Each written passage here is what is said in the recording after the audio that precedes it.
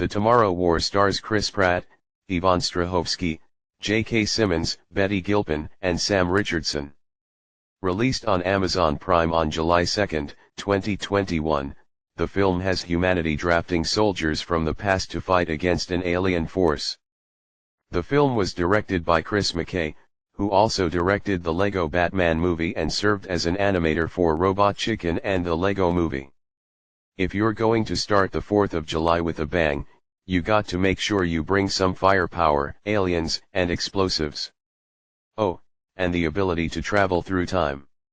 This latest sci-fi action film sees animator/director Chris McKay taking on the challenge of directing actual people for the first time. Seeing that I loved what he did with the Lego movies, I couldn't help but be intrigued to see what he can do as a live-action director. Before it went straight to streaming, thanks to Amazon Prime, the film was initially set to hit theaters last Christmas, which would have made it a suitable holiday gift for sci-fi fans. However, due to the pandemic, it was rescheduled to July before being taken off the schedule altogether. Based on its marketing, they should have left it as a theatrical event.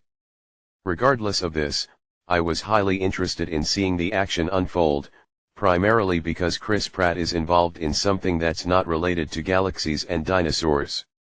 Will it be the perfect way to kickstart the fireworks, or will it start things off with a fizzle?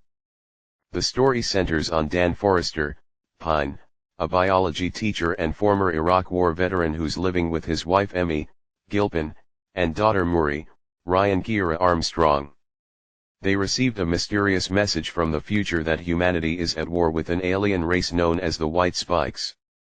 The soldiers from the year 2051 search for others from the present to help them fight back, and Dan happens to be one of them.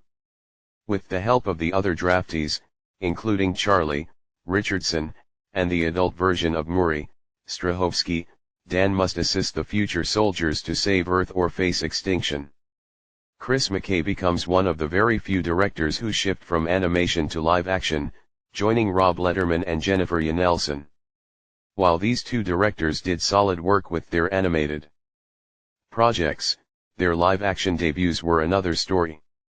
Letterman's adaptation of Gulliver's Travels took a heavy beating from critics despite its respectable box office intake, and Nelson's The Darkest Minds failed to stand above the other young adult adaptations. Those signs point out that McKay could be the next victim to suffer that similar fate. Fortunately for me, that's not the case.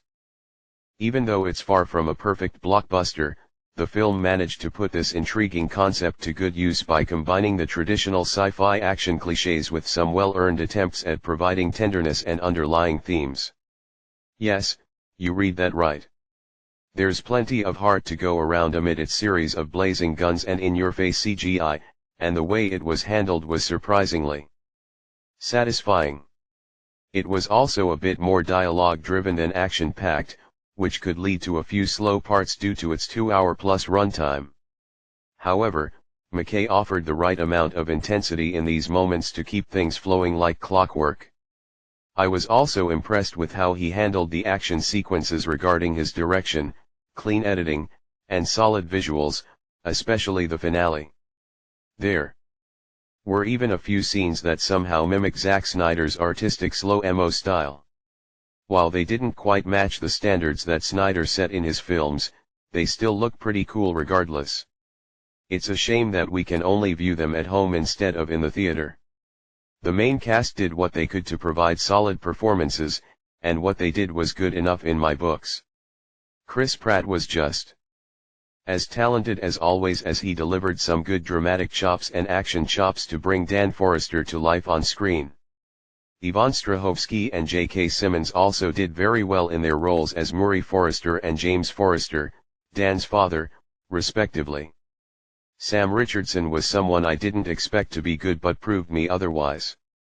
Not only was he enjoyable to watch in certain moments, but he also provided some effective brand of comedy that hardly decimated its intended tone.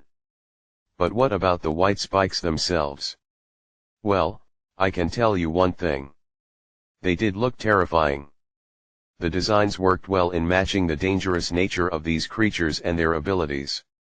Overall, The Tomorrow War may not be remembered fondly in the future.